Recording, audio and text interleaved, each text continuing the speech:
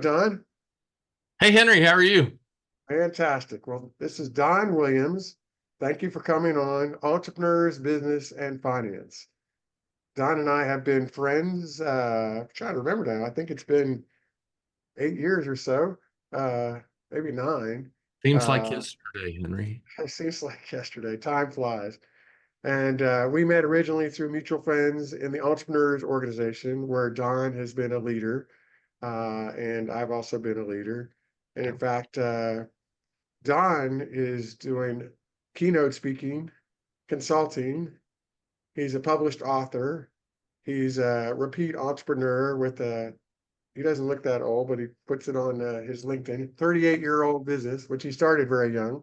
I was, I was And only seven. I was only seven, Henry. okay, there you go. And That's the only untruth I'll tell today. That's the only. and then Don Williams Global, which is performance-based sales consulting, and then the Proven Entrepreneur podcast.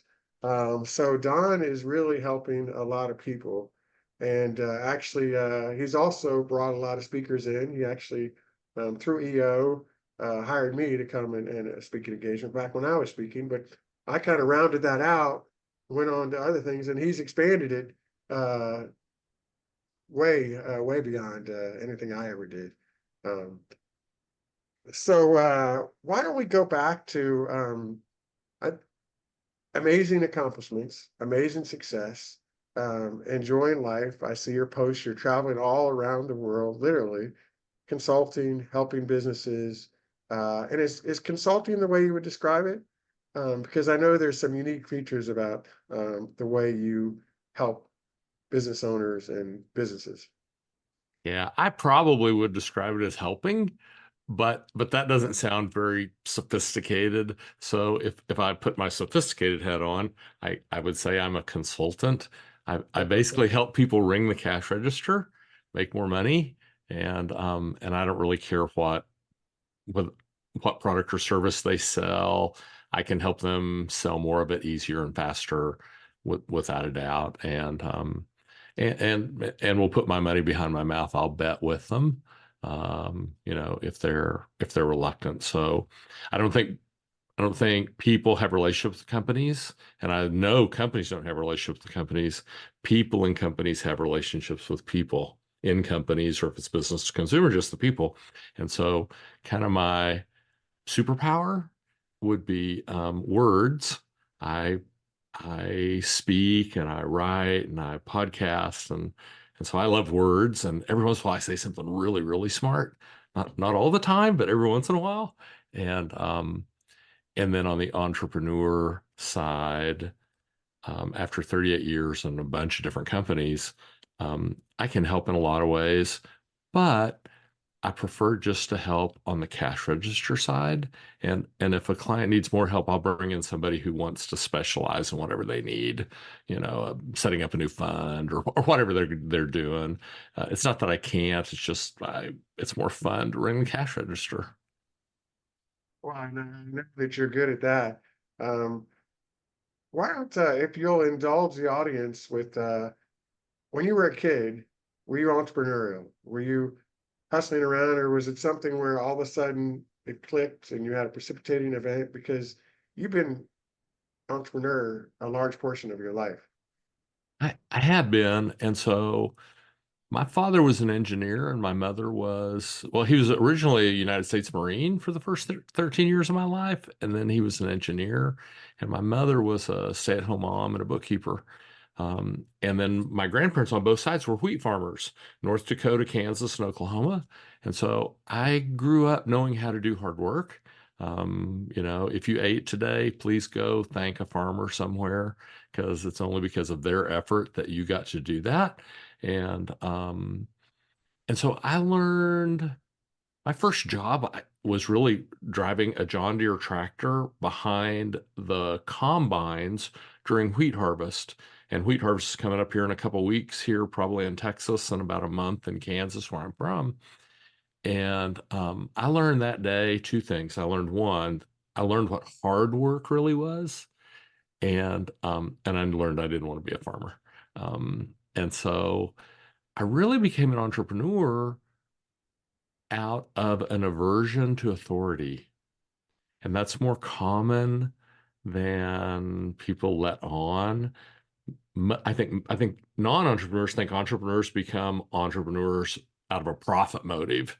They want to make a lot of money and travel the world and drive cool cars and do fun stuff. And there's some of that. I mean, there's no doubt. Okay. But a significant percentage, I used to say I would be a really good follower if I could just find a good leader. And I couldn't find one. So um, I helped the man that I work for go from 2 offices to 11, worked my way into partnership with him, sweat equity, became a partner, not with my dollars, but with my effort. And then he didn't pay me as agreed.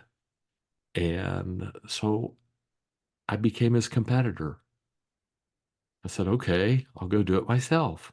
And I was horribly ill prepared. I did not know what a P&L was. I did not know what a balance sheet was, but I did know how to bring money in the door. And if you have to know only one thing when you start, and I think everybody starts a little ugly. If you wait till it's all pretty and you know everything, you'll never start. Start where you're at, man. I don't care if that's, hey, I'm going to go out in the shed and get the lawnmower and the weed eater, and I'm going to go up and down the block, and I'm going to make 500 extra bucks this week mowing the yard. If that's where you start, start there. Okay. But just start. And so I didn't know really anything, but I did know how to bring in money. I knew how to ring the cash register. And if you only know one thing, that's the thing to know. That always makes up for other issues. If you're bringing in revenue and cash flow, um, I think it's Warren Buffett or Munger, talked about EBITDA is a good thing, and there's a point to consider EBITDA. But the most important thing is cash and cash flow. And if you're bringing in money, then you've got cash flow. And if you have some extra expenses or have some problems because you didn't know how to manage it, you're going to be okay. You got more cash flow. Yeah, So, absolutely.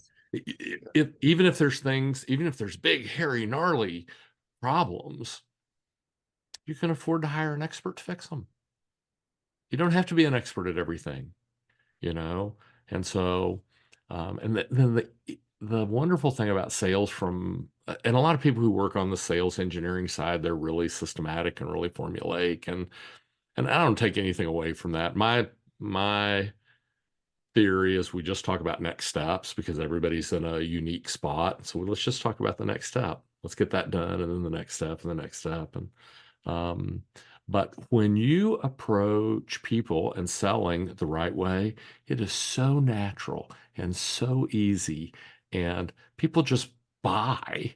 Okay, they really don't want to be sold anyway. They want the permission to just buy, and and when you do it the wrong way, it's brutally hard.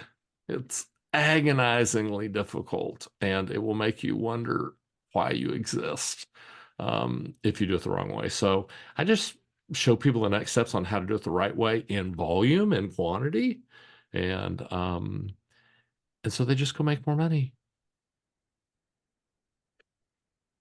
When I first my first job was constructions after college was construction supervision, and then sales for a big large home builder. Supervision was for the home builder too. And the feedback I got, and I did really well at a young age. Feedback I got from the surveys that they would ask, that my boss would tell me, was people would say, "Well, he didn't sell me." And at the time, I was so worried about that because I'm a salesman. That was my title back then, sales manager. But my boss, sort of educated me. No, no, you're doing it the right way. People don't want to be sold, They and don't. they want to be helped. They want to buy what they want. They want to be educated on it. And what's interesting about you and your business experience is you've been helping people. Your first business was helping people get sales. Um, so you've been on the front end and your whole career. of, and that's why, you talk about ring the bell or bringing the cash, because you've been doing that forever for yourself, with your own business, helping other people do it. And now, you've expanded it again. Um, I don't know too many people like that. There's only one So Don Williams, of course, but I don't know too many people like that. I don't know too many people like that either, but it all hasn't been, roses and victory lane. There's been some, trials and tribulations and some weeping, wailing, and gnashing of teeth along the way. But I'll tell you, just since I met you, I recognized my purpose.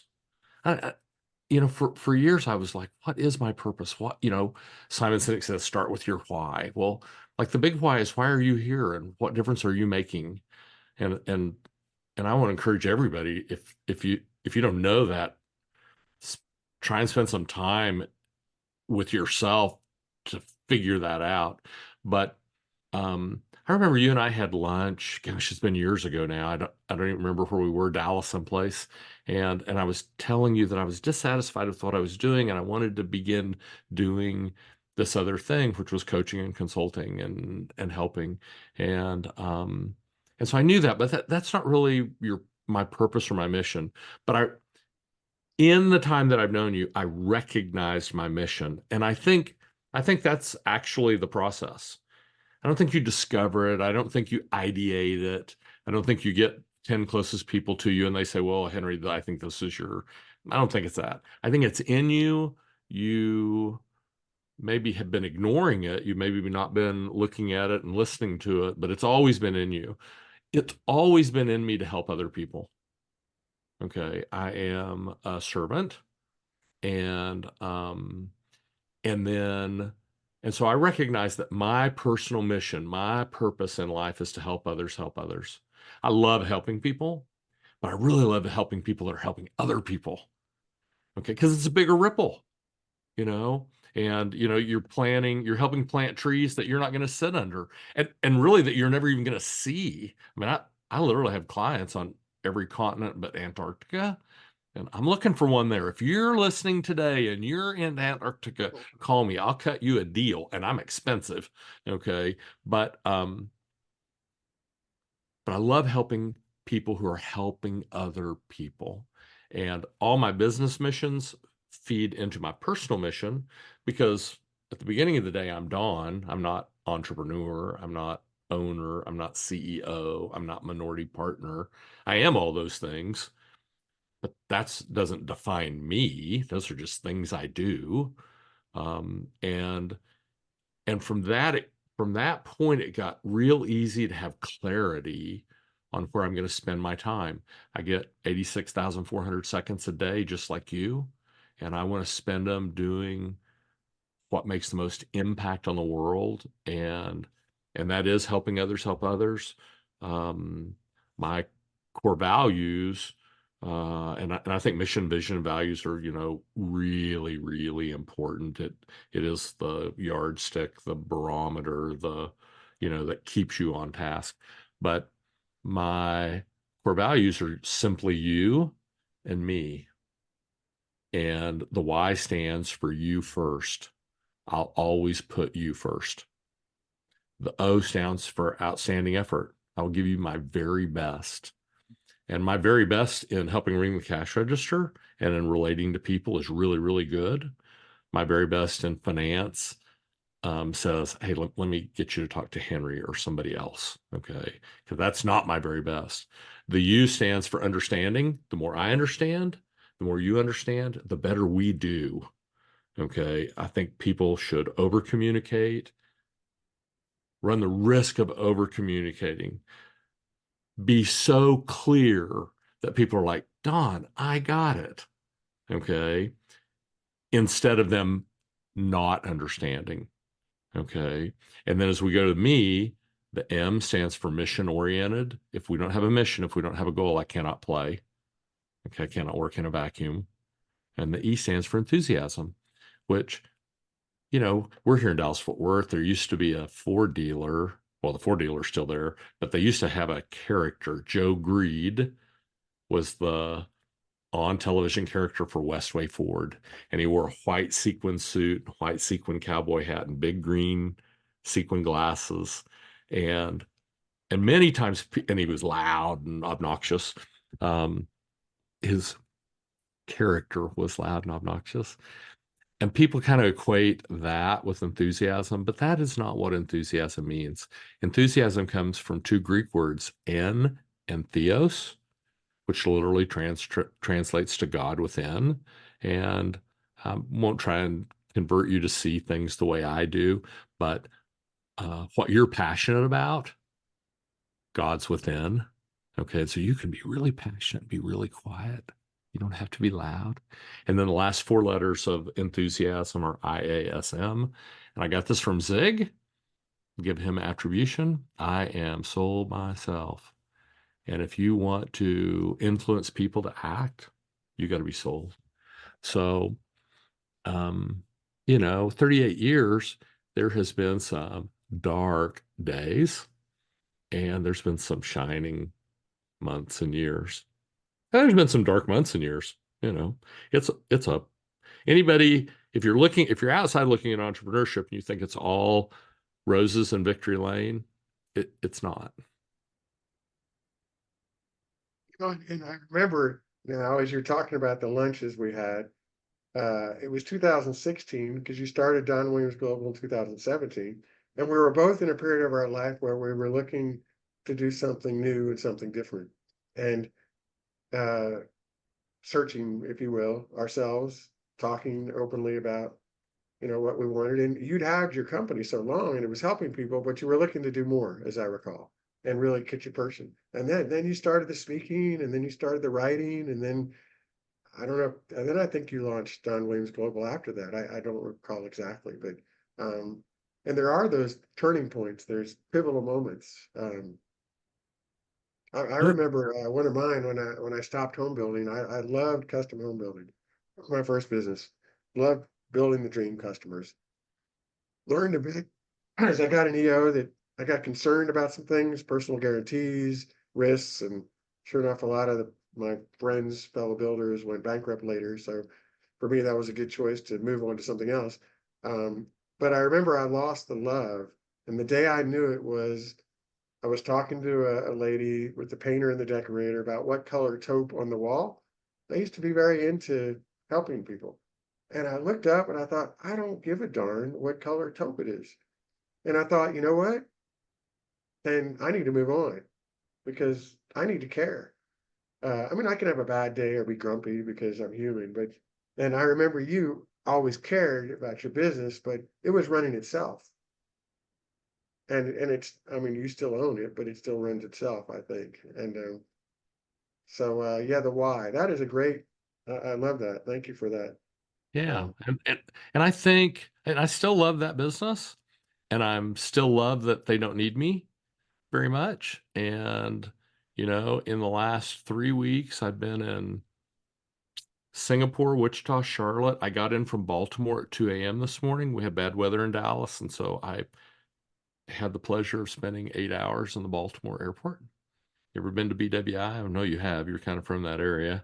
I have, yeah, Yeah. yeah. I It's wouldn't not. recommend 8 hours. It's not Doha. It's not Dubai.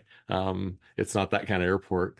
But I'm thrilled to be here. And then I leave, and then I have a trip a week for the next 6 weeks. And in my life, that goes in spurts. It's not always like I would not like it if it was always like that. But there'll be 10 or 12 weeks of out and back, sometimes a day. Sometime next week I'm gone 5 days. But and I love that part. But without the great people in my companies, I couldn't do that because I would have to be there wondering, did we do this right? Did we do that right? And um, I don't know where I got this. I should give credit, but I don't know. So, but anyhow, this is not original thought. This is from somebody else, and they were giving advice to startup entrepreneurs, so like founders. Okay. And the average founder in America is not well capitalized, not strategically sound. They're starting ugly. And again, if that's how you got to start ugly. You know, a junky start is better than no start.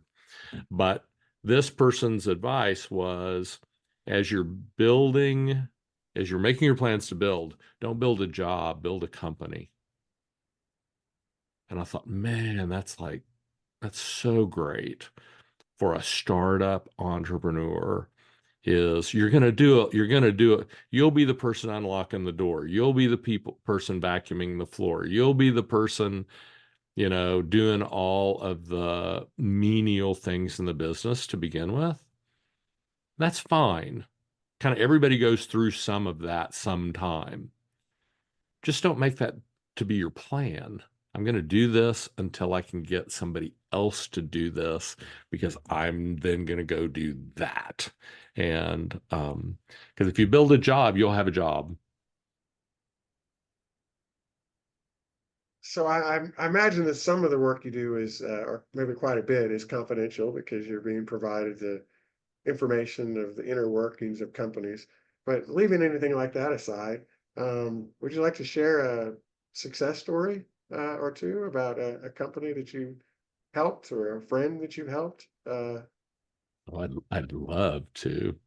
So, Great. um, if I can, I'll share two. One, a solopreneur. Okay. And I don't think there's anything wrong with being a solopreneur. If you can have the life that you want, which includes the income and the freedom that goes along with that, don't let anybody tell you your lifestyle business makes you less of a business person or less of an entrepreneur. Okay. Success isn't the dollars. Success is, are you at peace? Are you happy? Are you content? Dollars help. Okay. But success is not defined by dollars. I mean, Howard Hughes on his deathbed was trying to make more money. That somehow doesn't seem, there's something disingenuous about being the wealthiest man in the world and literally being terminal, still trying to make money. It's like, surely there was something more important than that. But but I'll give you one solopreneur, uh, EOS implementer. So, which is a kind of business coach. Okay. And brilliant guy, came out of healthcare, genius.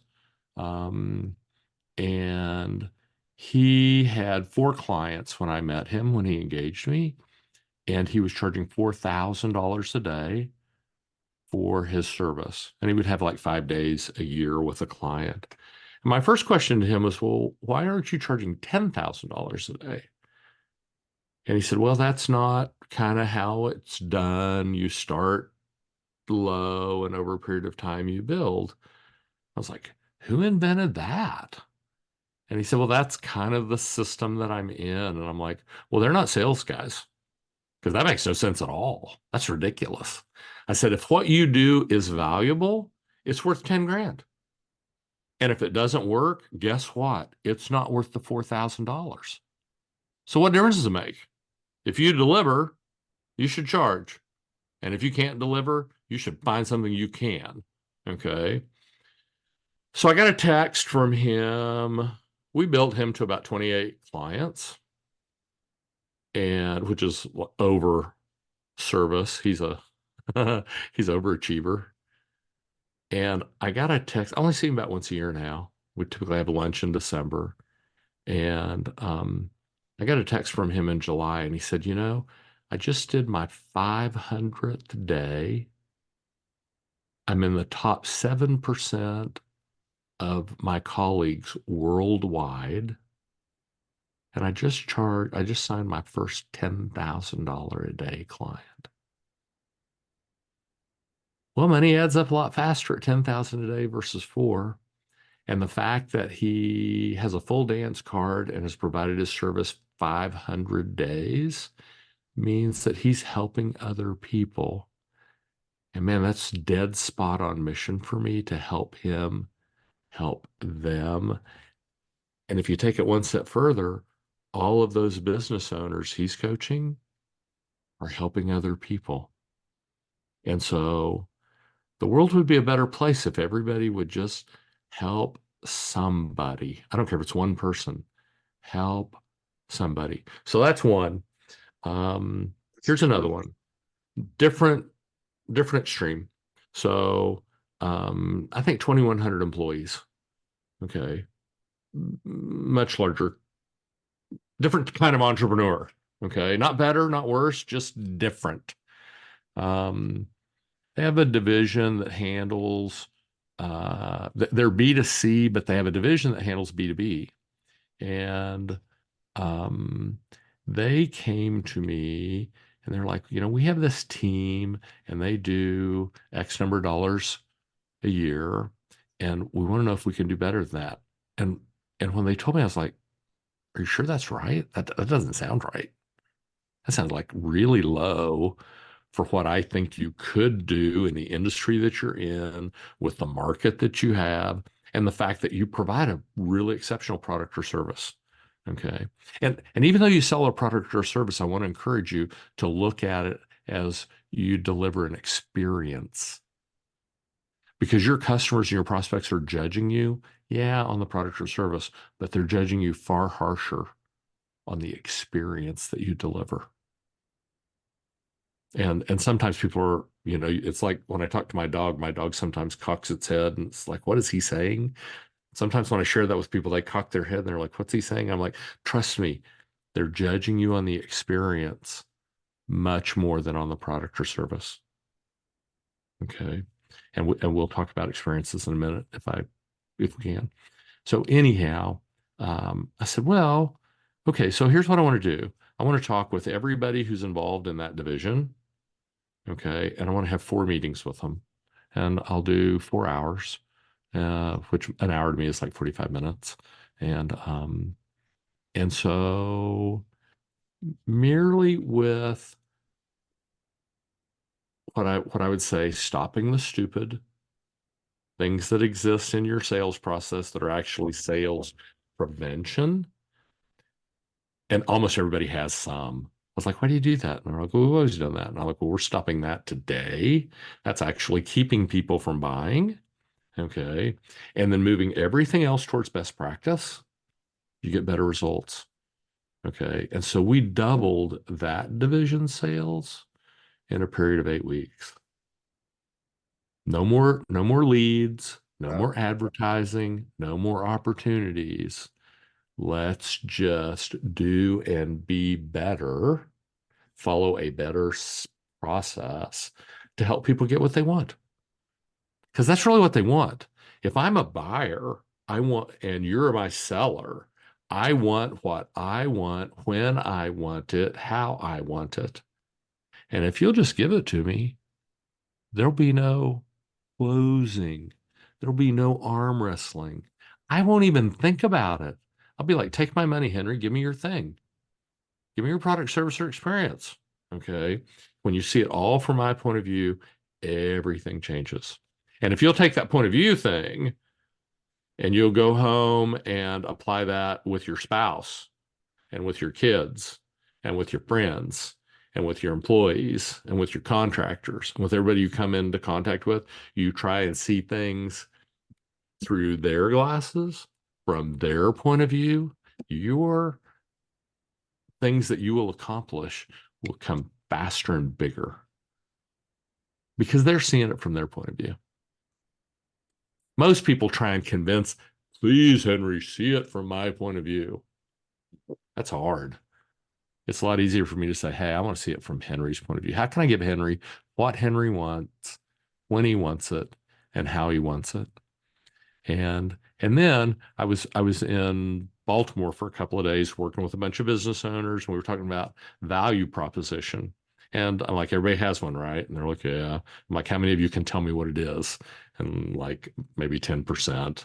Kind of like on mission, vision, and values. Most people have them. I'm like, tell me what they are. Like, they're on the wall in the lobby. They're on the website. And you're like, that's not good.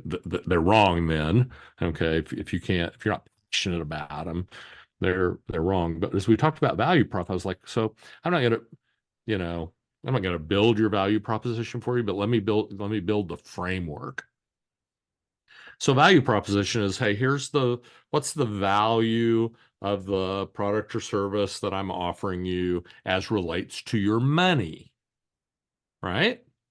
So if I was selling Ferraris and we're at Dallas Ferrari and you walk in and I show you the car and I'm like, it's $342,000. And you're like, what's the discount? And I'm like, well, it's $342,000. And you pay $342,000 and you leave with one of the finest automobiles made in the history of the planet. And I leave with 342,000 of your dollars. And we had an exchange. There's really no value in that. There's no value.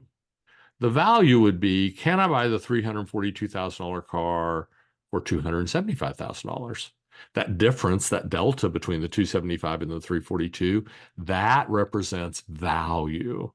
So here's how your value proposition ought to be positioned and articulated.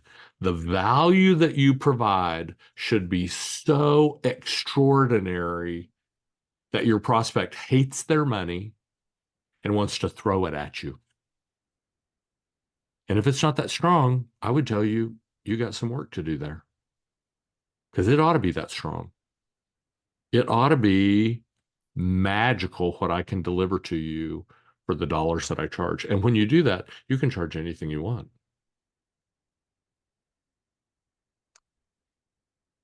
So you asked me a short question. I gave you a long answer. I'm sorry, Henry. A fantastic answer. No, it's uh, if you're gonna coach podcast hosts, you say get someone like Don Williams on the because he can answer questions before they're asked. So no, that's terrific. And what Thank you. really motivating and encouraging stories. And um, it's so great to see you enjoy what you do. And there's always something, right? You're stuck at the airport, but here you are, and you look great today, and you're on a podcast, and you're enjoying life. So and helping a lot of people and fulfilling your mission. Really, really great to have you here and to hear that. Well, Thank you. thank you so much. And I want to clarify, I'm not griping about the airport thing yesterday. I'm a person who lives my life in gratitude. And so I'm grateful that people want to fly me places and want to hear me talk and want me to help them. And, if you fly enough, you just know you're going to get, I probably have I have two things like that a year. I don't let it bug me. I was happy to get home, but I don't let stuff like that bother me. Well said, well said. Because the old expression, first world problems. Okay, I'm stuck at the airport, which is comfortable and can read, talk on the phone. There's food. It's people get can't be have gratitude enough. Hey, remember this. If you sleep in a bed tonight, about 60% of the people on this planet we call Earth are going to sleep on the ground today. And so if you sleep in a bed, if you ate, if you flipped a light switch and lights came on, if you had almost limitless clean water, you won the lottery. Because there's people that don't have that.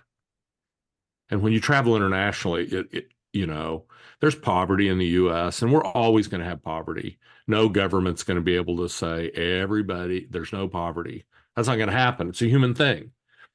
But if you look at poverty in less developed areas of the world, the poverty in the United States is a big step up.